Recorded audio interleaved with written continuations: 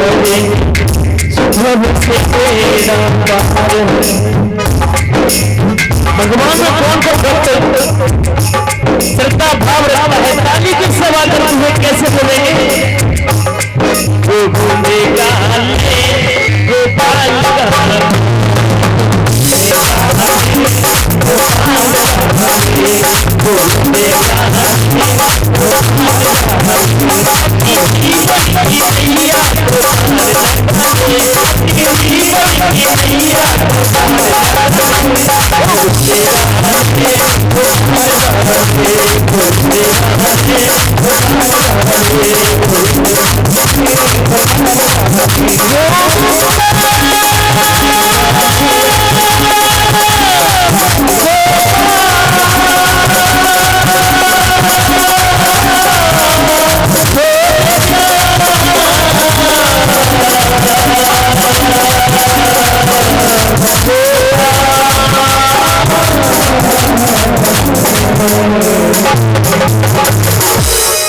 के बिहारी बड़ा खुशी का समाचार मिला। जब उनके यहाँ पुत्र का जन्म हुआ, सभी संत ऋषि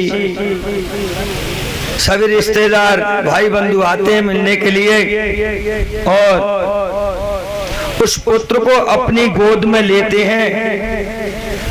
पुत्र को गोद में तो लेते हैं परंतु वो पुत्र इधर उधर देखता है, किसी को देख के हंसता नहीं है। कुंती माता को बड़ा ही दुख हुआ, सोचने लगी ये कैसा पुत्र है, कितना भी कोई दुलार करता है, प्रेम करता है, किसी की तरफ निहारता भी नहीं है, किसी को देख के हंसता भी नहीं है। गर्गाचार्य जी से कहा, हे प्रभु इनकी कुंडली देखो, इस पुत्र की बात क्या है?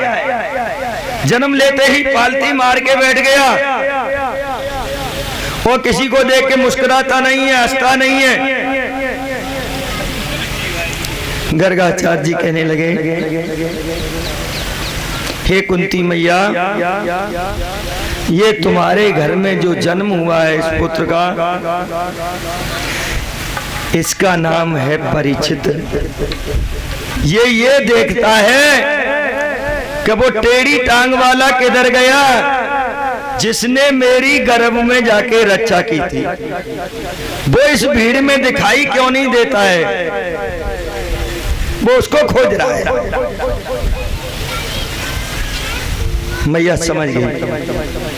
गर्गाचार्य जी ने समझाया, हे कुंती माता, ये बड़ा ही तेजस्वी बालक होगा, बड़ा धर्मात्मा होगा, युधिष्ठिर जैसे धर्म पे चलने वाला होगा और बड़ा ही ज्ञानी होगा, सत्य का पालन करने वाला होगा और प्रभु का, श्री कृष्ण का अनन्य भक्त होगा। कितने गुण बताए। अब तो भगवान को पता चला था हमारी बहन सुभद्रा के यहाँ पुत्र का जन्म हुआ है, तो वो छोचक लेकर के वहां पर गए। ब्रज में कहते हैं छोचक और हमारे गांव में देहात में कहते हैं भैया कुर्ता टोपी ले चलो, आज हमारे यहाँ हमारी बहन के यहाँ लाला को जन्म हुआ, कुर्ता टोपी।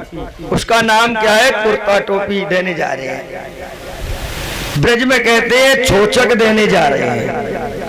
देने तो बहुत कुछ जाते हैं, जाने क्या क्या ले जाते हैं, पर नाम क्या है? कुर्ता और टोपी। टोपी कोई नहीं ले जाता है, पर नाम रख दिया कुर्ता टोपी। जैसे कहते हैं ना, और कछु लेंगे का, अगर कोई व्यक्ति आपसे कह दे, आप कहें और कछु लेंगे, कि भैया कछुए दे दे, और तो हमने सब पा लिया, और कछु है का? बताइए। ज्यादातर यही बोलते देखा है, पंडित जी और लेंगे कछु? खीर पूरी तो खा ली मैया, पर वो कछु ना खाओ, कैसे हो तो भाई दे दे। ऐसे ही इसका नाम है कुर्ता टोपी, ब्रज में कहते हैं छोचक।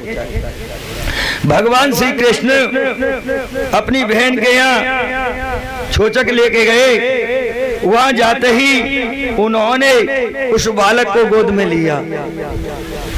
जैसे ही गोद में लिया, उसके सिर पे हाथ फेरा, वो तो खिलखिल करके हंसने लगा, कहने लगा ये वही तो है जिसने मेरी रक्षा की गर्भ में, जब से कहां छुपा हुआ था।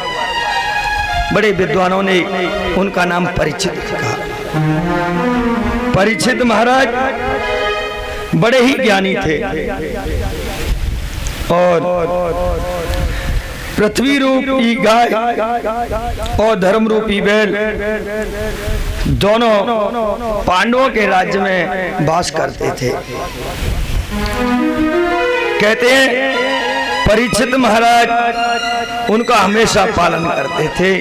सभी प्रजा का बड़े भक्ति भाव से जैसे संतान का संचालन करते, पालन करते, ध्यान रखते हैं, ऐसे ही परीक्षित महाराज अपनी प्रजा का भी पालन करते थे। क्योंकि जन्म होते ही उनको मालूम पड़ गई कि भगवान तो अपने धाम को चले गए। धर्मराज, युधिष्ठिर, भीम, नकुल, सहदेव, अर्जुन, वो भी माता कुंती सहित वो भी चले गए भगवान के धाम को। उनके साथ में बताते हैं कुत्ता होता है, वो भी गया। आज छोटे से परिचित थे, नन्ही सी उम्र थी, उनको राजगद्दी दे करके धर्मराज युधिष्ठिर चलने लगे। परीक्षित जी कहने लगे, हे दादाजी, अभी तो मैं नन्हा सा हूं, मैं अबोध हूं, मैं कुछ जानता भी नहीं हूं, आप इतने बड़े को मुझे ये राज का सारा भार सौंप करके जा रहे हो। पर उन्होंने कुछ नहीं देखा, उनको राजगद्दी दे करके चले गए। आज परीक्षित बड़े भाव से अपनी प्रजा का पालन कर रहे हैं। इधर पृथ्वी रूपी गाय, पृथ्वी रूपी जो है गाय खड़ी है और धर्म है बैल रूप, उसके 4 पैर थे, जैसे 4 चरण होते हैं, उनका एक रह गया था। कलयुग में एक रह जाता है पैर। धरती माता रो रही है, अश्रुपात हो रहा है और बैल रूप धर्म धरती माता को समझा रहे हैं, हे देवी, तुम काहे को रोती हो? कोई किसी को दुख देने वाला नहीं है, कोई किसी को सुख देने वाला नहीं है।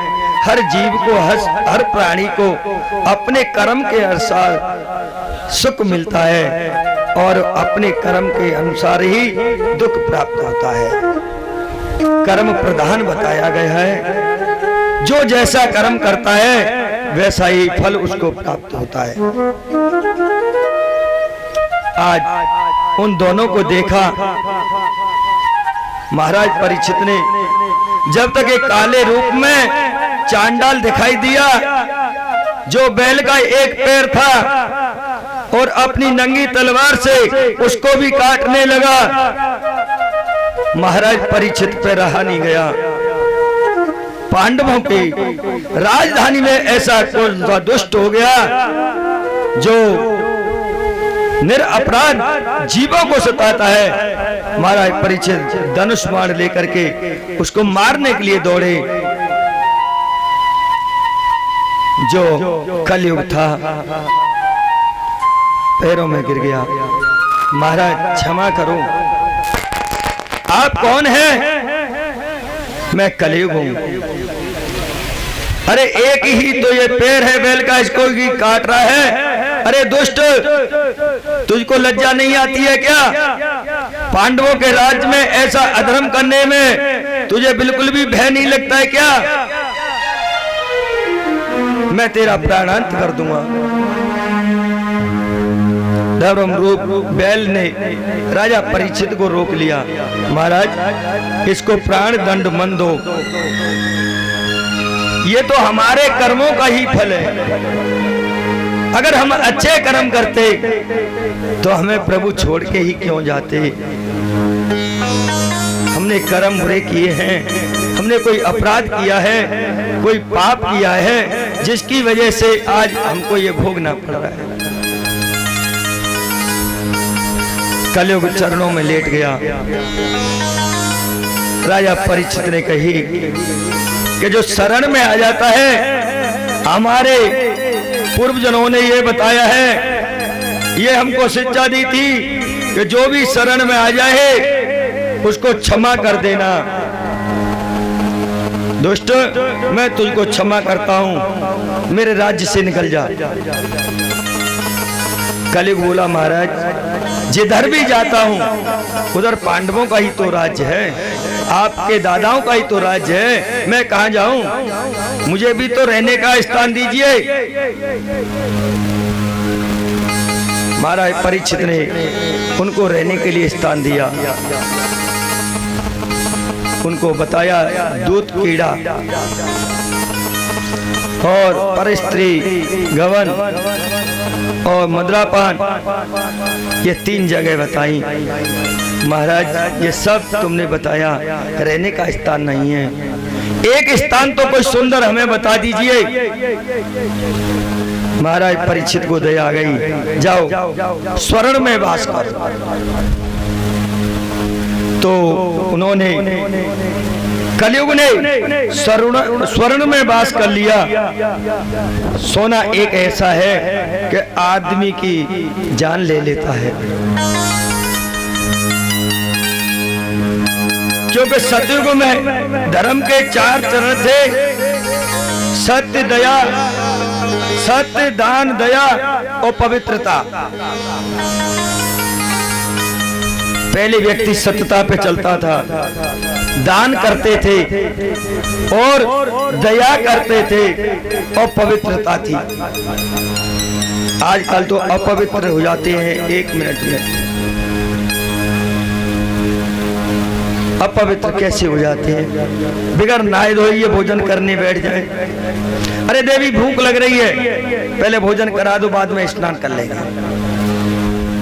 गृहस्थी वालों को, सन्यासियों को, साधुओं को, सबको स्नान करना चाहिए, भगवान को स्नान कराना चाहिए, सुंदर चंदन का लेपन करना चाहिए और ठाकुर जी का भोग लगाना चाहिए, तब प्रसाद ग्रहण करना चाहिए।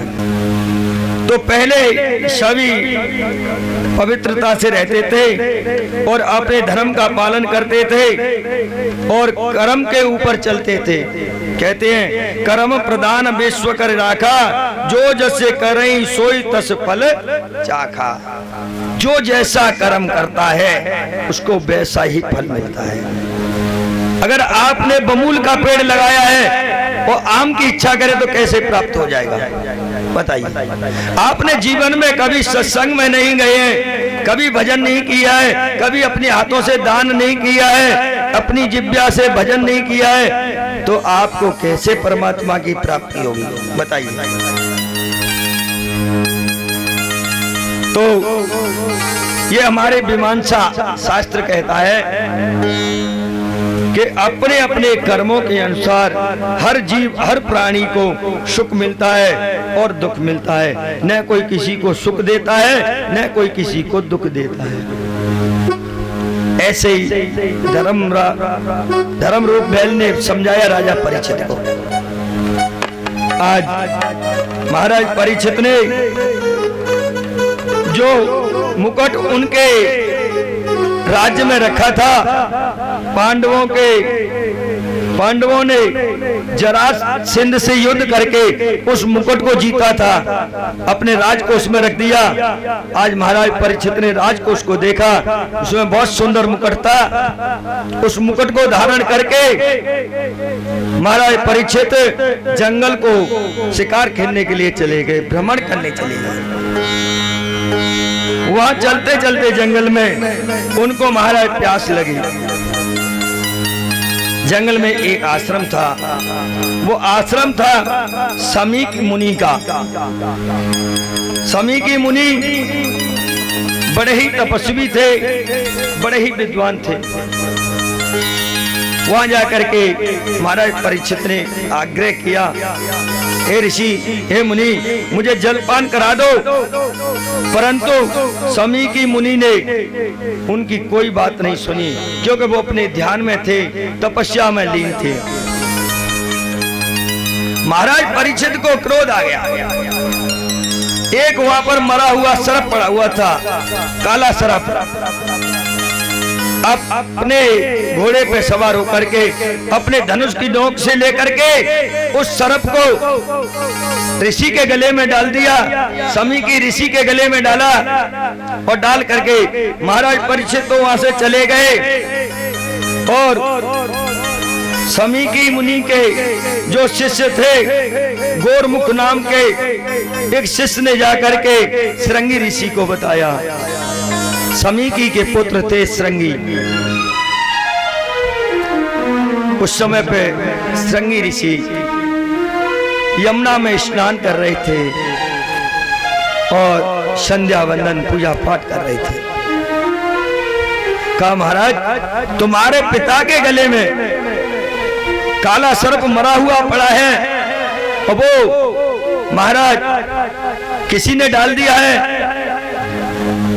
समी की ऋषि के पुत्र ने हाथ में जल लेकर के, श्रृंगी ऋषि ने जल लेकर के आमंत्रित करके और कहा जिसने ये अपराध किया है मैं उसको श्राप देता हूँ, 7वें दिन उसकी मृत्यु हो जाए, ये तक्षक उसको डस लेगा।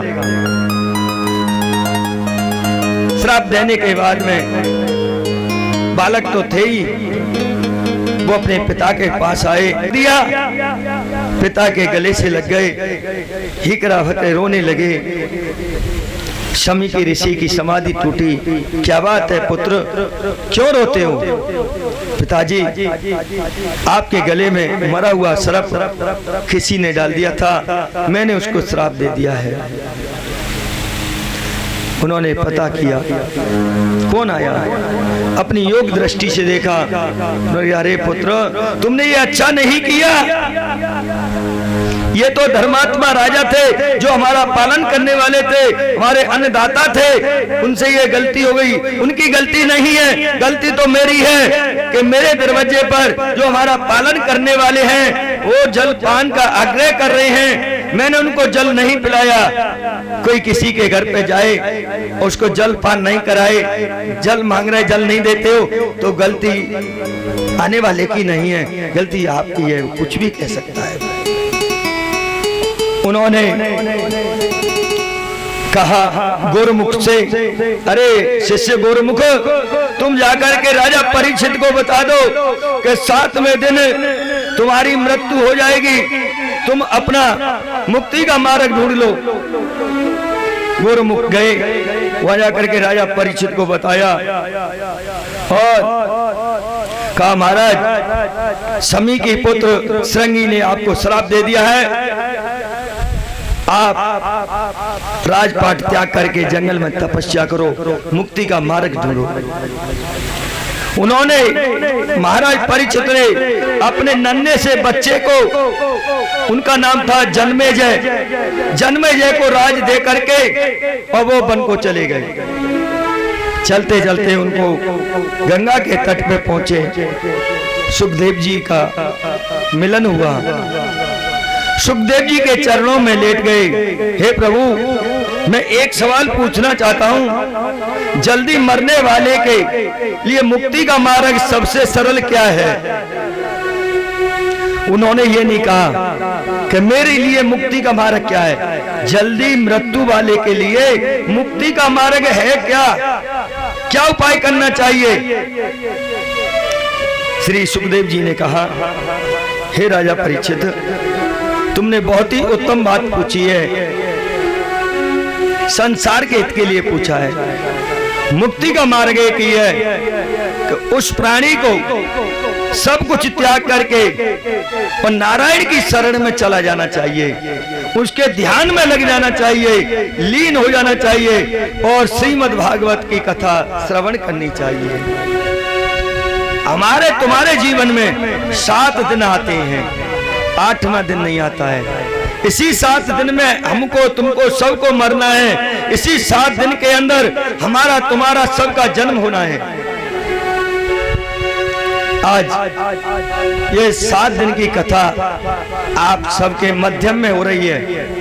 इस कथा का जो भी प्राणी सच्चे मन से पान करता है उसको मुक्ति खोजने की जरूरत नहीं पड़ती है। मुक्ति का मार्ग स्वयं प्रदान हो जाता है, उसको मिल जाता है, आत्म शांति मिलती है, आत्माओं में भगवान की भक्ति का रमण होता है। आज मुक्ति का कोई तू यतन कर ले, मुक्ति का कोई तू यतन कर ले, रोज थोड़ा थोड़ा रोज थोड़ा थोड़ा प्रभु का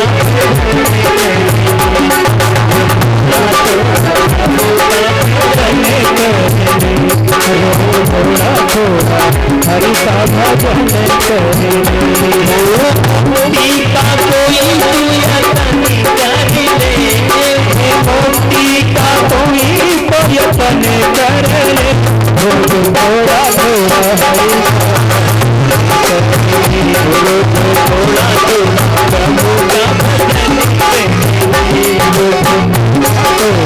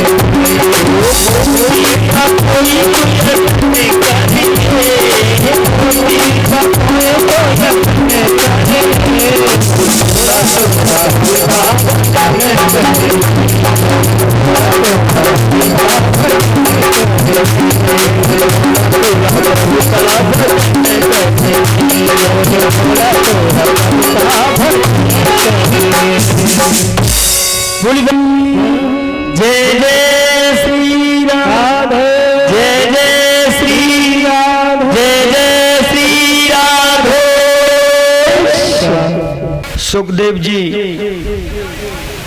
राजा परीक्षित को गंगा के तट पर श्रीमद् भागवत का पारायण करा रहे हैं। वह पारायण करने के लिए हजारों संत ऋषि नर किन्नर देवता इत्यादि आते हैं और बड़े भक्तिभाव से उस श्रीमद् भागवत का पारायण करते हैं। श्रवण करने के बाद में उसका चिंतन मनन करते हैं। इधर कथा पूर्ण होने जाती है। 7वें दिन तक्षक आता है और राजा परीक्षित को डस लेता है। भगवान ने कहा, मैं प्रकृति का नियम तो नहीं बदल सकता, संतों की वाणी को झूठी नहीं कर सकता, परंतु तुम्हें मुक्ति जरूर मिलेगी। इधर महाराज राजा परीक्षित के पुत्र थे जन्मेजय, उनको बड़ा रोष आया। उन्होंने एक सर्प में यज्ञ को किया, बहुत सारे सर्पों को जला करके भस्म किया। यज्ञ में आहुति देते हैं, सर्प अपने आप आने लग जाते हैं। इधर राजा मनु ने आके समझाया, अरे पुत्र, हे जन्मेजय, तुम्हें ऐसा कार्य नहीं करना चाहिए। एक ने अपराध किया है, आप निरपराधों का, आप उनका जीव आत्माओं का विनाश करते हो। ये धर्मात्मा धर्मराज युधिष्ठिर के पुत्र हो तुम, वो धर्म के मार्ग पे चलने वाले थे, आपको ऐसा नहीं करना चाहिए। उनको समझाया, यज्ञ को वहीं रोका गया। इधर ब्रह्मा जी के 3 पुत्र हुए। तीनों पुत्रों को नारद जी ने संत बना दिया, विरक्त कर दिया। ऐसा ज्ञान दिया, जन्म लेते हैं पुत्र, अरे तुम संसार में क्यों आए हो, भजन करो, कुछ नहीं है, संसार झूठा है, वृथा है। ऐसी शिक्षा दे करके महाराज उनको सन्यासी रूप धारण करा देते हैं। उनके एक पुत्र और हुआ, चौथा। उस पुत्र का नाम था महाराज करदम। करदम जी नाम था। करदम इतने बड़े ऋषि हो गए, इतनी बड़ी तपस्या की। अब तो ब्रह्मा जी चिंतित होने लगे, मैंने 4 पुत्रों को जन्म दिया, 3 को नारद जी ने सन्यासी बना दिया, चौथे को भी नारद जी कहीं सन्यासी नहीं बना देंगे, ये भी तप करने बैठ गए। नारायण का ध्यान किया, नारायण ने आकर के दर्शन दिए और भगवान ने कहा, भगवान कहते हैं, हे ऋषि करदम, आप जो मांगना चाहते हो वो मांगिए। करदम जी कहते हैं, महाराज हमें कुछ नहीं चाहिए। इधर नारायण ने उनके ऊपर जिब्या पे सरस्वती को बिठा दिया। मांगना तो कुछ चाहते थे और कुछ मांगने लगे। कहने लगे, करदम जी महाराज, मन तो करता है कि हम भी अपना विवाह करें। नारायण कहते हैं, यही तो हम चाहते थे, इसीलिए तो आए, इसी को बुलवाना चाहते। आपने ठीक कहा महाराज, विवाह करना तो चाहते हैं, हमको जब भी शांति मिलेगी और घर में पुत्र होंगे, नन्हे नन्हे बच्चे होंगे, पापा कहेंगे, खिलखिलारी करके हंसेंगे, कूदेंगे, हमें कितना अच्छा लगेगा। आज हमारे पास कोई नहीं है, कई हजार वर्ष तक हमने तप किया है, क्या मिला? कुछ नहीं मिला। आज भगवान ने कहा, ठीक है, आप विवाह कीजिए। इधर एकदम से जैसे ही सरस्वती को हटाया, करदम जी को आवाज हो गया, अरे मैंने क्या मांग लिया, ये कितनी बड़ी गलती की मैंने। भगवान ने कहा क्या हुआ महाराज, बड़ी भूल हो गई, मुझे तो आपकी भक्ति मांगनी चाहिए, आपकी चरणों की सेवा मांगनी चाहिए, मैंने क्या मांग लिया, मेरा विवाह हो जाए। भगवान ने कहा अब तो जो तुमने मांगा है वो तुम्हें प्राप्त होगा। महाराज होगा तो सही, विवाह कर लेंगे, पर हम तपस्या करने के लिए वहीं विराजमान हो जाएंगे शादी करके। क्या नहीं, आपने कहा पुत्र होना चाहिए, हम स्वयं आपके घर पे पुत्र बन करके आएंगे। आपको हमको चाहते हो तो मैं स्वयं आपका पुत्र बन करके आऊंगा। करदम जी बोले इससे अच्छी बात क्या है। इतना कह के नारायण तो अंतर ध्यान हो गई। इधर स्वयंभू मनु और उनकी धर्मपत्नी का नाम था शत्रुपा, अपनी पुत्री देवहूति को लेकर के और करदम मुनि के आश्रम पे आए। इससे पहले नारद जी ने यह संकेत कर दिया था, हे राजा मनु, तुम्हारी पुत्री का विवाह ब्रह्मा के पुत्र करदम के साथ में होगा और आप तीसरे दिन चले जाना। बहुत ही सुंदर मुहूर्त है, अभिजित नक्षत्र है, अमृत सिद्धि योग है, इसमें आप विवाह कीजिए। इधर उनको 3 दिन का टाइम दिया। वह नारद जी कहने के बाद में करदम मुनि से बोले आपके कुटिया पर महाराज मनु, शत्रुपा और देवहूति आएंगे, आप मने मत करना, आप उनके साथ में विवाह कर लेना, देवहूति के साथ में। जैसी आज्ञा महाराज, ये तो मुझे पहले ही नारायण ने वचन दिया है, मैंने यही तो मांगा, ये तो होना ही है। हर प्राणी को पता तो चल जाता है कि मैंने क्या किया है और मेरे साथ में क्या होना है, फिर भी अज्ञान बन करके रहता है। आपको मालूम है मैंने किसी जीव को सताया है, किसी का वध किया है, तो आपको मालूम है कि मुझे पाप लगेगा, मुझे आत्म शांति नहीं मिलेगी, बेचैनी रहती है शरीर में। इधर तीसरे दिन महाराज मनु, देवहूति और शत्रुपा तीनों आश्रम पे गए। इधर करदम मुनि ने 3 आसन बिछाए, उनको विराजमान किया, परंतु महाराज मनु और शत्रुपा तो आसन पे विराजमान हो गई। देवहूति सोचने लगी पति के बिछे हुए आसन पे अगर मैं विराजमान होती हूँ तो पाप लगेगा मुझे, अगर नहीं भी विराजमान होती हूँ तो उनका अपमान होगा, मैं यहाँ अपमान करने नहीं आई हूँ। वो आसन के साइड में विराजमान हो गई, उन्होंने अपना दायां हाथ आसन पर रख दिया, आसन का भी सम्मान हो गया, उसका अपमान नहीं हुआ, उनके बिछे हुए पे भी नहीं वो विराजमान हुआ। आज उन्होंने देखा, वार्तालाप किया और अपनी कन्या का विवाह करदम मुनि के साथ में कर दिया।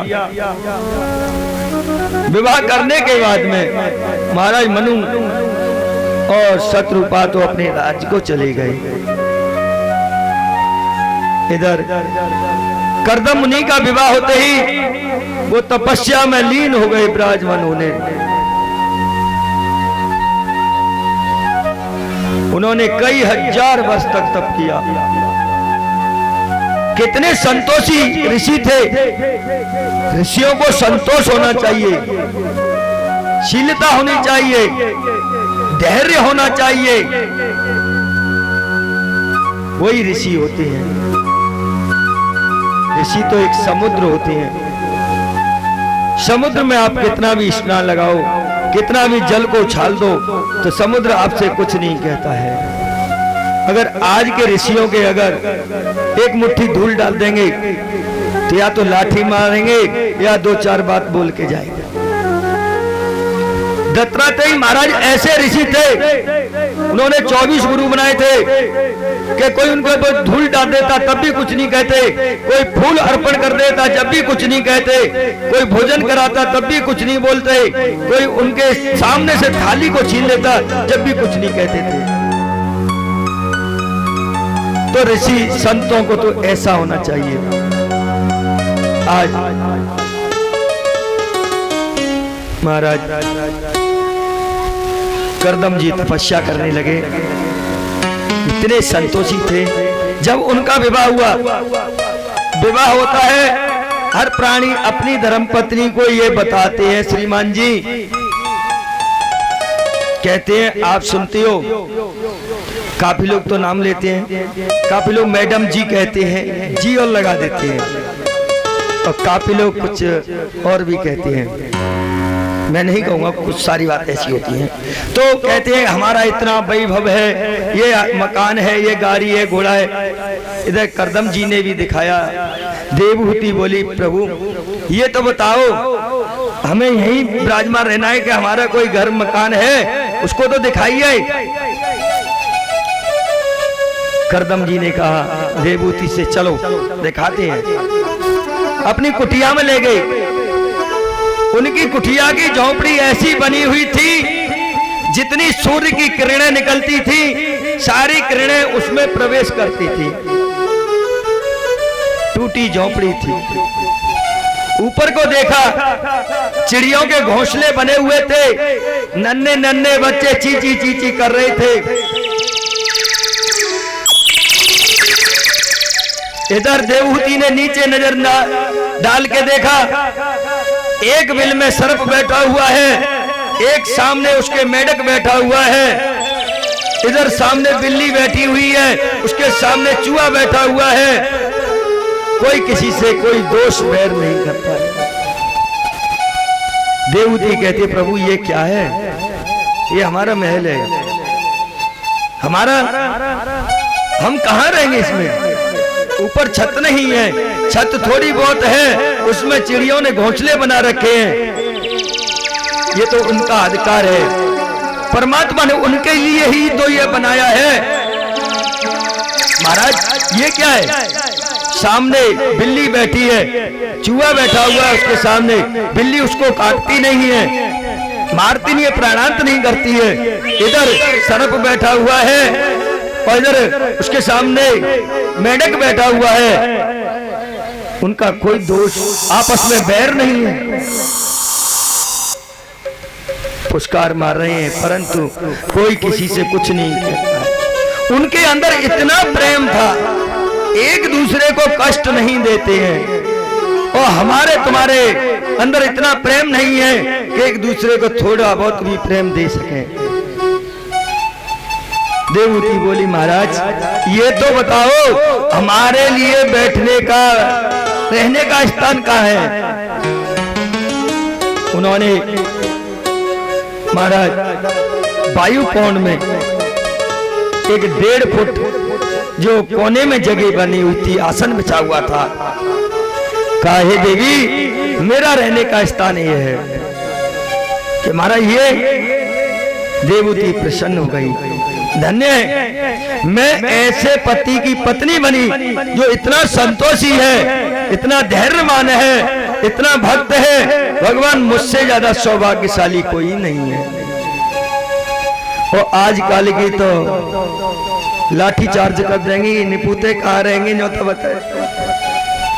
छत टपक रही है, अपने सिर को पटकेंगी कि मेरे दादा ने कहा डाल दी मैं तो है। पर देवहूति ने कुछ नहीं कहा, बड़े प्रसन्न हुए। उसी क्षण वो तपस्या करने के लिए विराजमान हो गई। देवहूति ने देखा मेरे पति देव तपस्या में विराजमान है। देवहूति ने जो राजसी ठाट बाट में थी, आभूषण धारण किए हुए थे, सबको उतार दिया और तपस्वी वेश में आ गई। अब तो करदम मुनि की तपस्या करने लगी। दुष्टा ममते मनामि मनादाश्रयतम् परमाचयतो भक्ति प्रदानन्ते। जो मन में दुष्ट थे, जो दुराचार था, सब हट गया।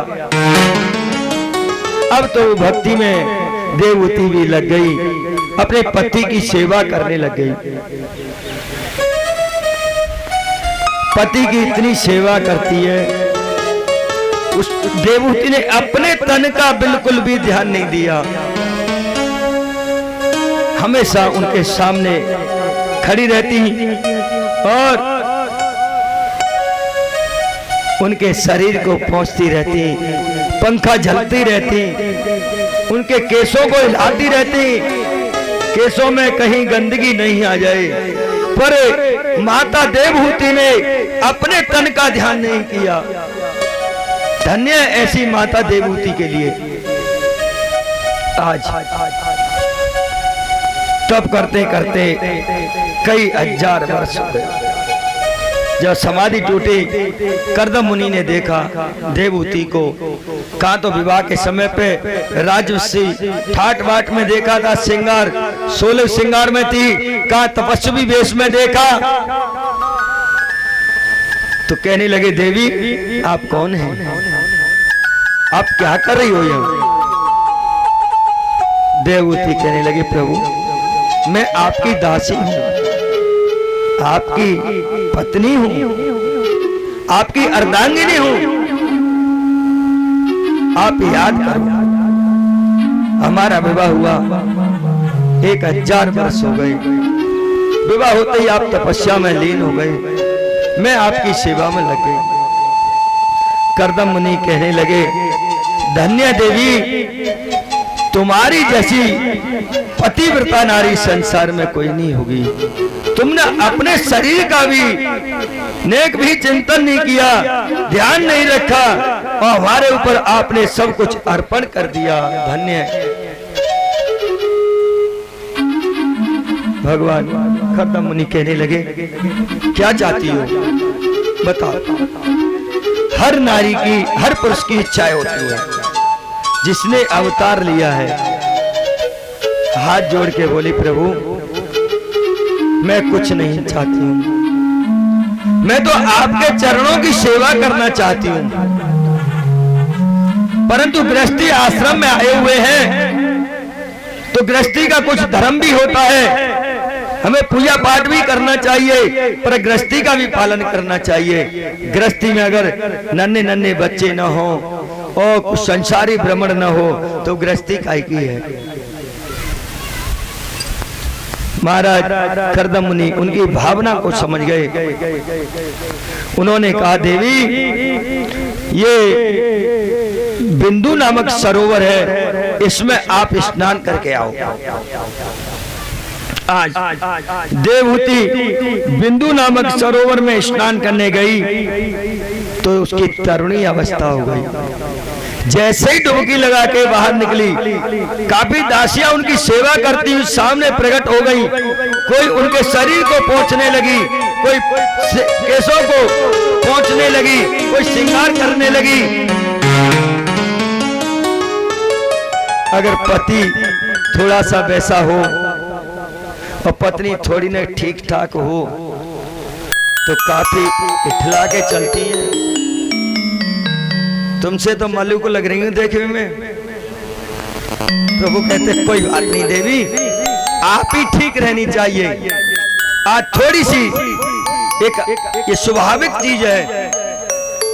जैसे कर्दम मुनि के सामने से देवहूति निकली, थोड़ा सा ऐसे करते हुए गई, समझ गए, जाकर के आगे उदास विराजमान हो गई। मैं भ्रमण करने जाऊंगी इनके साथ में, संसारी लोग क्या कहेंगे, अरे ये इसकी तरुणी अवस्था है, इसको पति कैसा मिला, बुढ़ा है, 100 वर्ष 1000 वर्ष का है। उनकी भावनाओं को, कामनाओं को पूर्ण करने के लिए कर्दम मुनि ने भी बिंदु नामक सरोवर में स्नान किया। अब तो दोनों की ऐसी जोड़ी हो गई जैसे कामदेव रति की सी। उन्होंने अपनी तपस्या से एक कामांग विमान बनाया। कामांग विमान होता है जो मन की कामनाओं से चलने वाला होता है, मन की इच्छाओं से। जैसे भी वो सोचते आज हमको वहां जाना है, विमान वहीं ले जाता। विमान इतना सुंदर था, उसके अंदर रहने के लिए बड़े सुंदर कक्ष बने हुए थे। उसमें रसोई कक्ष भी था, उसमें स्नान कक्ष भी था, उसमें शयन कक्ष भी था, इत्यादि कक्ष बने हुए थे और सारी सुविधाएं थी। भ्रमण करते करते काफी समय व्यतीत हो गया। एक दिन वो कामांग विमान इंद्र के उपवन में जाकर के उतरा। वहां पर जाकर के उन्होंने भ्रमण किया और काफी समय तक भ्रमण किया। वहीं पर उनके 9 कन्याओं का जन्म हुआ, 9 कन्या हुई। जब 9 पुत्रियों का जन्म हो गया, महाराज करदम ने अपनी कुटिया में आकर के कहा, देवी अब संसारी भ्रमण भी हो गया, अब हमको भगवान का भजन करना है, हम अब जंगल जा रहे हैं। देवूती रोने लगी, स्वामी आप तपस्या भजन तो घर में बैठ करके भी कर सकते हो, कोई जरूरी नहीं है कि जंगल में ही जाना पड़ेगा। शास्त्र में लिखा हुआ है, भगवान ने नारद जी से कहा था, भगवान नारद ने कहा था, हे नारायण आप वैकुंठ में वास करते हो, आपके जितने भक्त हैं वो बड़ा कष्ट भोग रहे हैं। तो भगवान ने कहा मेरा भक्त कभी कष्ट नहीं भोगता है। हे नारद आज आपको एक ऐसा मंत्र बताता हूं, ध्यान से सुनना, कि ज्ञानियों को एक बार समझाने पे ही समझ में आ जाती है, अज्ञानियों को 1000 बार समझाने पे भी समझ में नहीं आती है। क्या कहा भगवान ने कि ना हम बसामि वैकुंठे योगिनाम हृदयेन च मद्भक्ता यत्र गायन्ति तत्र तिष्ठामि नारदः।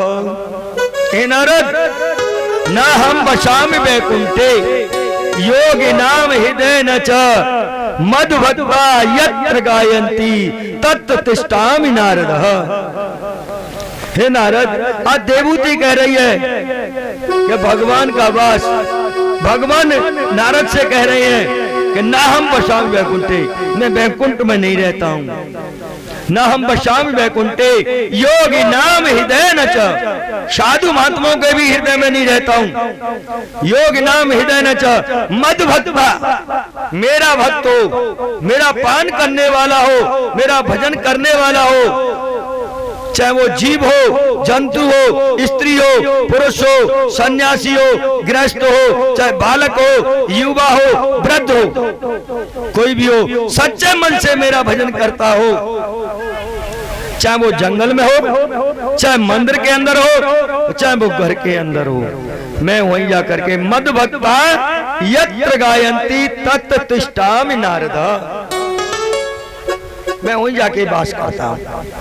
आज देवूती ने कहा स्वामी ये विष्णु भगवान ने नारद से कहा था, नारद ने मुझे एक दिन बताया कि नारायण ने मुझसे इस तरीके से कहा है, इसलिए मैं आपसे कह रही हूं घर में रह करके भी आप भजन कर सकते हो। जंगल में जाकर के, जड़ भरत ने भी जंगल में जाके तपस्या की, पर उनका मन लग गया काहे में, हिरन में, दूसरी योनि हिरन की मिली। आगे ये चरित्र आएगा, ये प्रसंग आपको सुनाया जाएगा। अगर जंगल में ही परमात्मा मिलते तो जंगल में तो शेर रहता है, गीदड़ रहता है, वो दुनिया में क्यों भटकते हैं, परमात्मा उनके पास ही रहते हैं। मंदिर में परमात्मा है तो वृंदावन के पुजारी, वृंदावन के वक्ता देश देश विदेश में क्यों घूमते हैं भागवत की कथा करते हुए। डायरेक्ट लक्ष्मीपति वहीं आ जाए, जहाँ लक्ष्मी है वहीं नारायण है, जहाँ नारायण है वहाँ लक्ष्मी है, सब जगह विराजमान है। और आपसे एक बात और कहा गया कि आपके यहाँ तो नारायण ने स्वयं कहा था कि मैं पुत्र बन करके आऊंगा। तुम्हारे घर पर तो स्वयं नारायण चल करके आ रहे हो, तुम कहाँ जाओगे मुझे छोड़ करके? कर्दम मुनि की समझ में आ गई कि राम नाम रटती रहो जब तक घटनीरा सब हो तो दीनानाथ से भजन पड़ेगा। ओ भगवान को भजने वाले भगवान को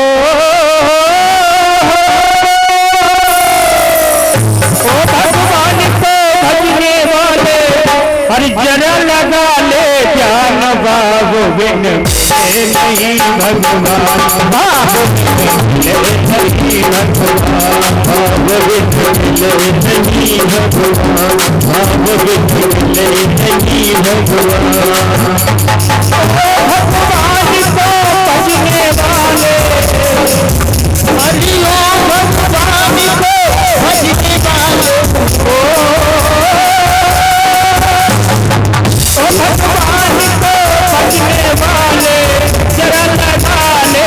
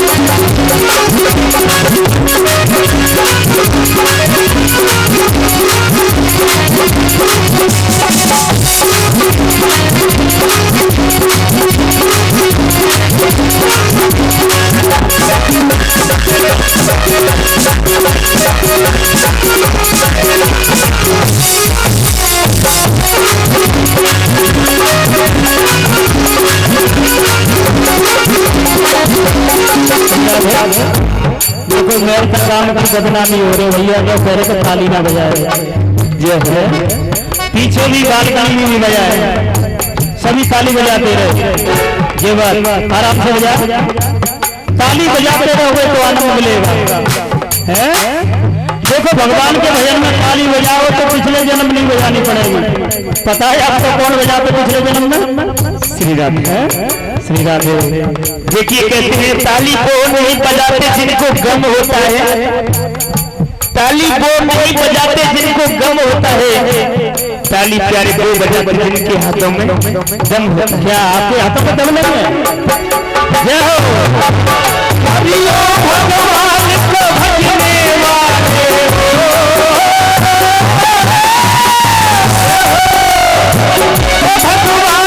भजने वाले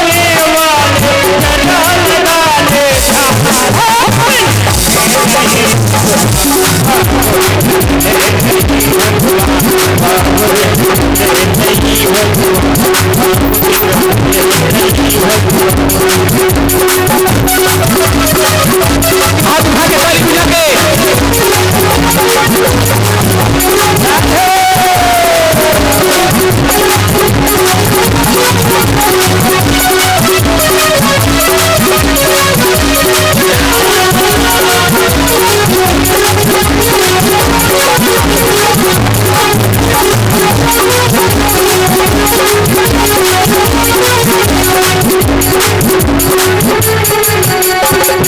मोटे फल सबरी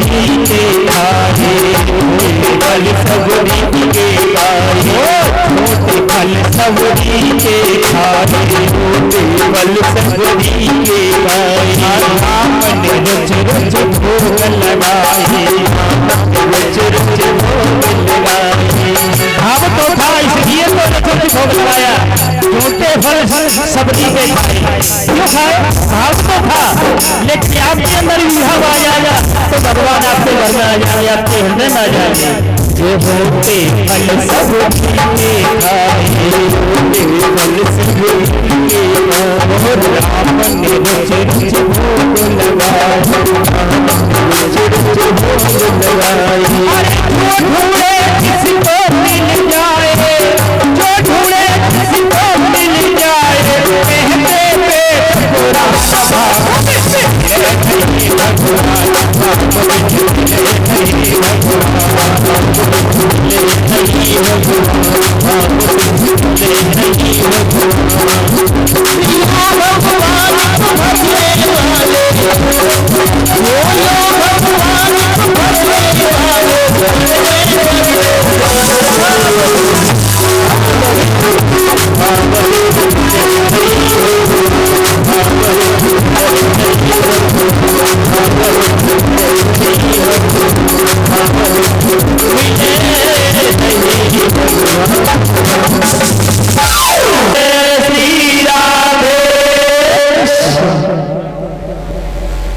बोले वृंदावन बिहारी लाल की जय हो। आप सबसे ज्यादा तो ये हमारे संगीत वाले जयकारा लगा देते हैं। हमें बड़ी शर्म सी लगती है कि जोर से नहीं बोलते हैं, क्या बात है। ये बाहर हमारे साथ जाएंगे तो ये कहेंगे मेरथा गांव में कोई जयकारा नहीं लगाता था। आपके गांव में जितने भी थे सब कमजोर थे। कितनी में हमें नीचा ढूंढना पड़ेगा, इनके सामने क्या कहेंगे। नहीं, हमारे गांव में तो बड़े ताकत वाले थे,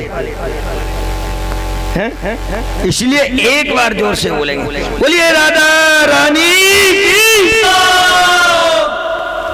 आज